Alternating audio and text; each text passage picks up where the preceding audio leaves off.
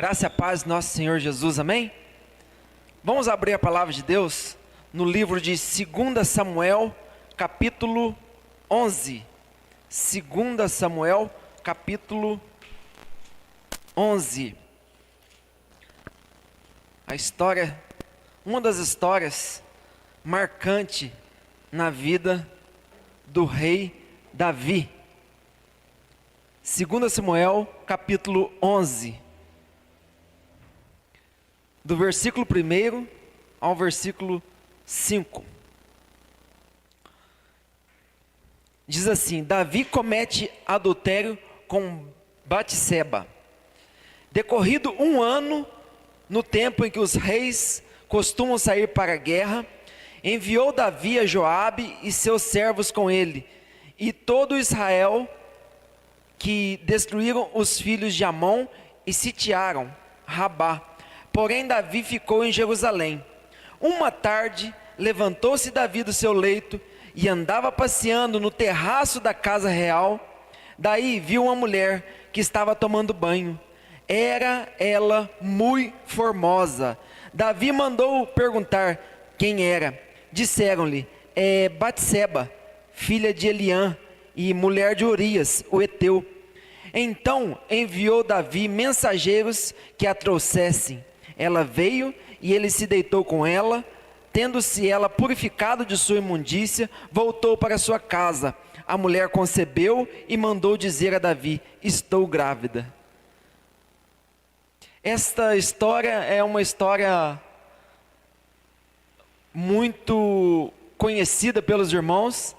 A história do pecado do rei Davi.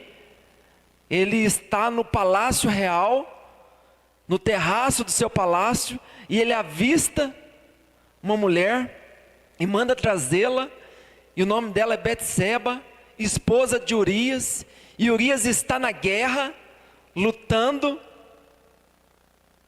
para honrar sua nação, para honrar sua pátria, e Davi, como rei, manda trazê-la e a possui, e ela tem um filho, e ela ficou grávida. E Davi quis encobrir esse pecado. E com isso aconteceram alguns problemas na vida do rei Davi. E a gente percebe que o primeiro problema foi a questão do adultério. No versículo 5 diz que ela concebeu e mandou dizer a Davi: estou grávida. Então, além de cometer o adultério, ainda teve um filho. No decorrer desta história, nós a conhecemos. Ocorre o assassinato de Urias, porque Davi manda com que Urias esteja e vá à frente do exército. Então, os efeitos deste assassinato é que ele é acusado, arrepende-se, mas a criança morreu.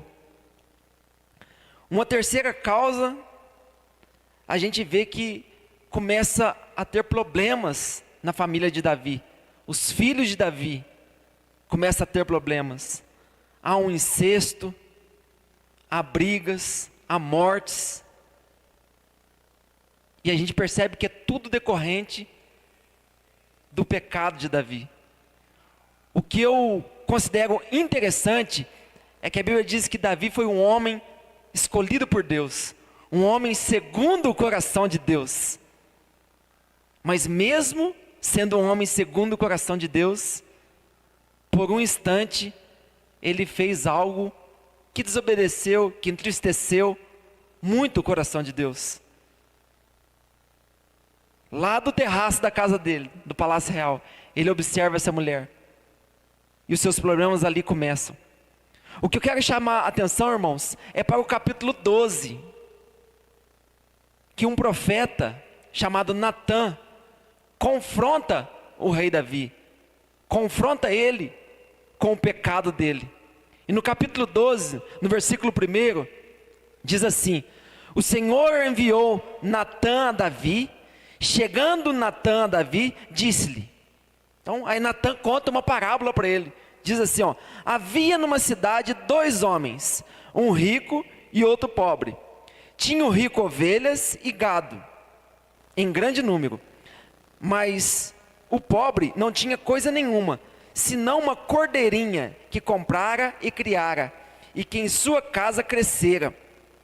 Junto com seus filhos, comia do seu bocado e do seu copo bebia. Dormia nos seus braços e a tinha como filha. Vindo um viajante ao homem rico, não quis este tomar das suas ovelhas e do gado para dar de comer ao viajante que viera a ele. Mas tomou a cordeirinha do homem pobre e a preparou para o homem que lhe havia chegado. Então o furor de Davi se acendeu sobremaneira contra aquele homem e disse a Natã: tão certo como vive o Senhor, o homem que fez isso deve ser morto. E pela cordeirinha restituirá 4 vezes, porque fez tal coisa e porque não se compadeceu. Então disse o profeta Natã a Davi: tu és o homem, assim diz o Senhor, Deus de Israel: eu te ungi rei sobre Israel, e te livrei das mãos de Saul. Dei-te casa do teu Senhor e as mulheres do teu Senhor em teus braços, e também te dei a casa de Israel e de Judá. E se isso fora pouco, eu teria acrescentado tais e tais coisas. Por que, pois, desprezaste a palavra do Senhor, fazendo com que era mal perante ele? A Urias o Eteu feriste a espada, e a sua mulher tomaste por mulher, depois de matar com a espada dos filhos de Amon? Agora, pois, se apartará a espada jamais da tua casa, porquanto me desprezaste e tomaste a mulher de Urias o Eteu para ser tua mulher. Assim diz o Senhor: eis que da tua própria casa suscitarei o mal sobre ti, e tomarei tuas mulheres à tua própria vista, e as darei ao teu próximo, a qual se deitará com elas em plena luz deste sol. Porque tu o fizeste em oculto, mas eu farei isso perante todo Israel e perante o sol. Então disse Davi a Natã: pequei contra o Senhor. Disse Natã a Davi: também o Senhor te perdoou o teu pecado, não morrerá. Mas posto que com isso deste motivo a que blasfemasse os inimigos do Senhor, também o filho que te nasceu morrerá. Então Natã foi para sua casa. Meus irmãos, nesse texto nós vemos o profeta Natã confrontando o rei Davi. Não era uma tarefa fácil para o profeta, como vários profetas foram mortos na história do povo de Deus por conta disso, porque o profeta, ele falava aquilo que Deus mandava ele falar, e o profeta chega até o rei Davi, e o profeta Natã conta esta parábola, que havia um viajante que ia passando pela cidade, e achou um homem rico que tinha muitas ovelhas e muito gado, mas ele não quis se hospedar naquela casa. Mas em contrapartida, esse viajante quis se hospedar na casa de um homem pobre, que tinha uma única ovelha, e essa ovelha era como se fosse um filho, e brincava com as crianças, fazia parte da família. Ele conta essa parábola, e de pronto, o rei Davi fica irado com essa parábola que o profeta Natã conta para ele. E o rei Davi, a Bíblia diz no versículo 5 que acendeu-lhe a ira, ele ficou irado contra aquele homem. E o que a gente percebe, irmãos, é que Natã diz: esse homem é o Senhor, rei. Esse homem é o Senhor. Olha o que o Senhor fez. O Senhor tomou a mulher de Urias, a conheceu, teve um filho com ela,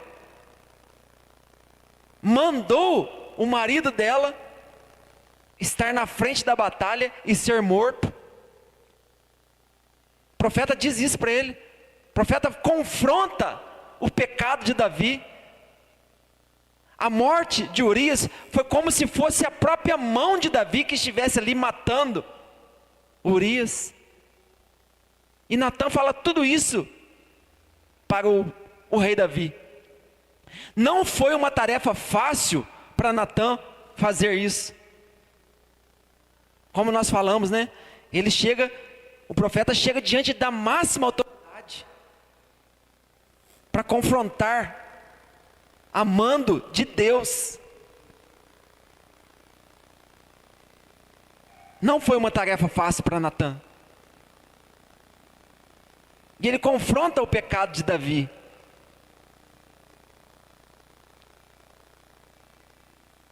Esse texto, irmãos, traz uma reflexão para a nossa vida, para mim e para a sua vida. Há momentos na nossa vida que nós precisamos que alguém clareie a nossa mente para que nós percebamos qual é a fonte do nosso pecado. Há momentos na nossa vida que nós precisamos fazer essa autoanálise, essa autorreflexão. O papel do profeta Natã aqui foi fundamental para ajudar Davi num processo de exame de consciência. E Deus a todos os dias, em todos os instantes, tem feito isso comigo e com você. Nós refletirmos na nossa vida. Onde é que eu tenho errado? Onde é que eu tenho caído? Onde eu tenho falhado? A diferença é que nessa época, Deus usou o profeta para falar com o rei. E hoje, Deus usa a palavra dele para falar conosco. Ela é a profecia. Nós precisamos receber a palavra de Deus como sendo a voz de Deus. Nós precisamos ter fé e acreditar que vem de Deus essa palavra, que é Ele, que a palavra é inspirada por Ele. E Ele nos confronta, a mim e a você. Para quê? Para que nós abandonemos o pecado e vivemos uma vida de comunhão com Deus. E nessa história, irmãos, é maravilhoso, porque Davi reconheceu que ele errou. E o que Deus quer de mim e de você, meus irmãos, é isso, é reconhecimento. Onde é que nós erramos? Onde é que nós caímos? Onde é que nós falhamos?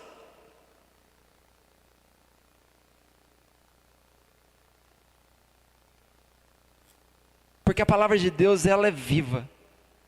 Em Jeremias capítulo 17, versículo 9, diz que o coração do homem é enganoso, desesperadamente corrupto. Quem o conhecerá? As nossas decisões, meus irmãos, precisam ser tomadas na presença de Deus. As nossas atitudes precisam ser repensadas na presença de Deus. Aquilo que nós formos fazer, as nossas escolhas, precisam ser pautadas diante da vontade de Deus. E a vontade de Deus, ela é boa, ela é perfeita, ela é agradável. Deus tem o melhor desta terra para nós, para mim e para você. Se algo diferente disso tem acontecido, o momento é agora, de nós repensarmos, de nós fazermos essa autoanálise, de nós refletirmos onde é que nós temos errado, onde é que nós temos falhado. Assim como o profeta confrontou o rei, a palavra de Deus confronta a mim e confronta a você. E nós precisamos compreender a vontade de Deus. Nós precisamos nos arrepender dos nossos pecados. E pode ser, irmãos, que ninguém saiba o pecado que você está cometendo. Só você e Deus. Porque não tem como fugir da presença de Deus. O Salmo 51 reflete esse fato que nós estamos falando aqui. E o salmista no versículo 10, ele fala assim, ó: cria em mim, ó Deus, um coração puro, e renova dentro de mim um espírito inabalável. É isso que nós precisamos fazer, irmãos. Deus está com os braços abertos para nós, esperando uma atitude nossa, uma atitude, arrependimento verdadeiro, uma volta genuína para os braços dele. O Salmo 32 fala sobre o perdão. Salmos 32 diz assim: bem-aventurado aquele cuja iniquidade é perdoada, cujo pecado é coberto. Bem-aventurado o homem a quem o Senhor não atribui iniquidade, e em cujo espírito não há dolo. Enquanto calei os meus pecados, envelheceram os meus ossos, pelos meus constantes gemidos todo dia, porque a tua mão pesava dia e noite sobre mim, e o meu vigor se tornou em sequidão de estio. Confessei-te o meu pecado, e a minha iniquidade não mais ocultei. Disse: confessarei ao Senhor as minhas transgressões, e tu perdoaste a iniquidade do meu pecado. Glórias a Deus, meus irmãos, glória a Deus. O que Deus requer de nós, irmãos, é um coração voltado para Ele, em arrependimento, de verdade, e Deus está pronto a te perdoar, meu irmão. E nessa história nós percebemos, irmãos, que as consequências do pecado, elas vêm. As confusões na vida de Davi aconteceu, foram incestos, foram mortes. Um fato interessantíssimo também, que enquanto esse filho que ele teve com Betseba foi acometido de uma doença grave, porque a mão de Deus foi pesada, pesou sobre o filho. E enquanto o filho estava vivo, ele orava, ele clamava, ele pedia a Deus que Deus o sarasse, que Deus o curasse. E é assim que nós precisamos fazer realmente: pedir a cura, pedir que Deus conceda o consolo dele através do Espírito Santo. Mas desde o momento que aquele menino morreu, daí em diante, Davi cessou a sua oração. Davi parou de orar. Um aprendizado nesse contexto é a respeito da nossa vida. Hebreus capítulo 9, versículo 27, diz assim: ao homem está ordenado morrer uma só vez, vindo depois disso o juízo. A vida é uma só, o momento é agora, de nós agradecermos a Deus pelo dom da vida. Salmo 118, 24 diz: esse é o melhor dia das nossas vidas. Esse é o dia que o Senhor fez, alegremo-nos e regozijemos nele. É o melhor dia das nossas vidas, meus irmãos. Hoje nós temos saúde, nós temos uma fonte de renda, nós temos um emprego, nós temos alimento, nós temos um lar, nós temos uma cama, nós temos um travesseiro, nós temos uma coberta, nós não passamos frio. Deus tem cuidado de nós, irmãos. Nós estamos com a nossa sanidade perfeita e podemos adorar a Deus. Que nós façamos isso de forma intensa, de forma verdadeira, de forma genuína. E se alguma coisa nos atrapalha de termos comunhão com Deus, este é o momento de nós pedirmos perdão a Ele, assim como Davi fez. Não há pecadinho e pecadão, há consequência de pecados, e as consequências virão. Mas nós precisamos ser homens de verdade. Nós precisamos arregaçar a nossa manga. Nós precisamos vestir a camisa na qual nós decidimos. De verdade, meus irmãos. Não só aqui no púlpito, não só dentro da igreja, mas onde quer que nós estivermos. Que as pessoas nos reconheçam como homens de Deus. Assim como Eliseu, o simples fato dele caminhar, dele passar perto da casa daquela mulher, ela disse: eis que aí vem um grande homem de Deus, um santo homem de Deus. Que nós possamos ser reconhecidos, meus irmãos, pelas nossas atitudes, que nós nos arrependamos, que nós confessemos e que nós abandonemos a vida de pecado, assim como o rei Davi fez.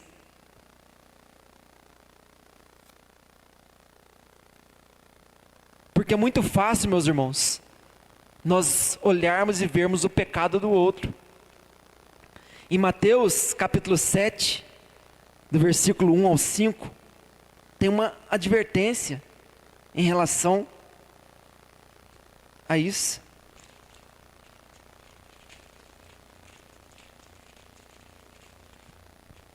Mateus capítulo 7,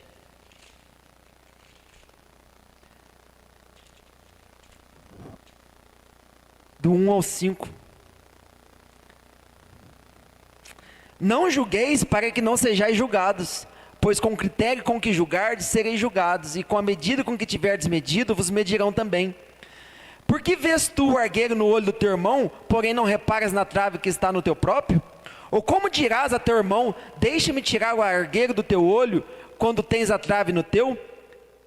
Hipócrita, tira primeiro a trave do teu olho, e então verás claramente para tirar o argueiro do olho de teu irmão. Foi isso que aconteceu aqui, irmãos. O profeta Natã, ele auxilia, ele ajuda o rei Davi a reconhecer o erro dele. O profeta Natã foi um ajudador, que, como nós dissemos no início, lá não tinha a Bíblia, tinha o profeta. Hoje nós temos a Bíblia, que é e faz a função do profeta. E essa palavra Deus fala para nós nesta noite, para mim e para você. Onde é que nós temos errado? Onde é que nós temos caído? Abandone a vida de pecado. Volte para a mesa. Volte para a comunhão. Perdoe. Não tenha tempo ocioso. Não tenha tempo ocioso, assim como teve Davi. E na sua ociosidade, ele viu, e ao ver, foi para a mente, e da mente se tornou em atitude, e ele caiu, ele errou, ele pecou. A Bíblia diz que se o teu olho te faz pecar, arranque-o. Meus irmãos, o que é que tem feito você pecar? Não necessariamente é para nós arrancarmos nossos olhos, as nossas mãos. Mas se o teu celular te faz pecar, o deixe. O abandone. O deixe de lado. Se é a televisão, deixe. Se é algum local, deixe de frequentar esse local. Se é algum ambiente diferente, evite, não vá. Se são pessoas, afaste.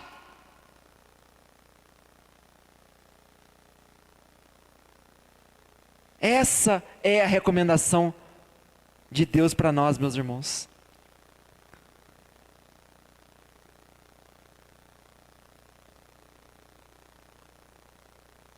Uma mente cauterizada e um coração endurecido.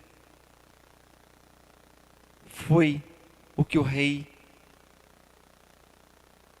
tinha naquele momento, até o profeta chegar diante dele e expor e confrontar a vida do rei.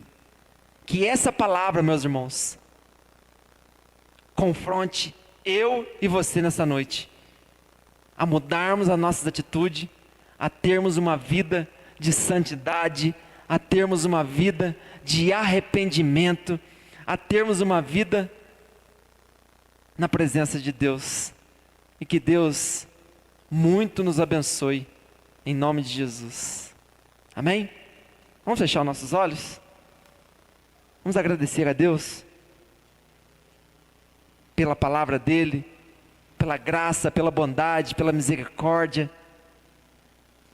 Agradecer porque a palavra dEle é que nos confronta. E se a palavra de Deus te confrontou nesta noite, meus irmãos,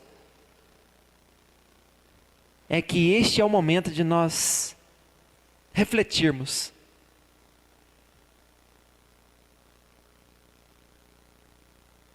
Oh Deus. Espírito Santo de Deus, nós te bendizemos, nós te louvamos, nós te exaltamos.